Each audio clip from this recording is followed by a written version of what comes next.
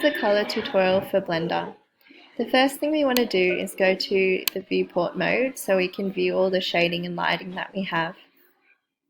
The second thing we want to do is go up here, click, and we're going to turn on something called Bloom, so just tick that there. The third thing we're going to do is go down to this World tab here, click it, and we're going to change the background to black.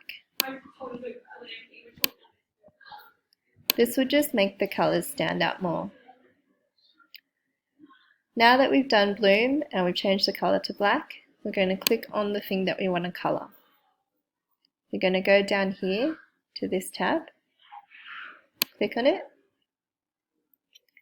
and you're going to make sure there's a material up here by clicking on the plus sign and clicking New. If there's already a material there, you don't need to do that. Now, the first kind of shading is just changing the color here, which I'm sure a lot of you have already discovered. Now, the second form is we're going to change the kind of surface. So we click on surface here, and we're going to go up to emission.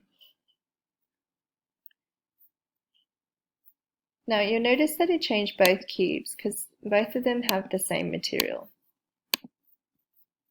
If I change this material to material 2, and I deleted that, it would be a different material to the first box. Now that we're in emission, you can still change the color of the light that it's giving off. And because we did Bloom, you can see that around the cube there's kind of a faint glow. If you want to increase the glow, you click on Strength. I generally do around 3. You can see it's glowing a lot. They look really nice side by side with each other. If you have everything glowing, it's kind of a little bit much.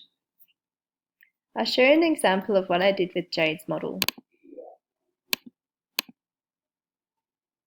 You can see here that the sign, the door, and the 2 lamps over here are glowing, but the house isn't. This is providing a nice contrast for Blender. And that's all you need to know.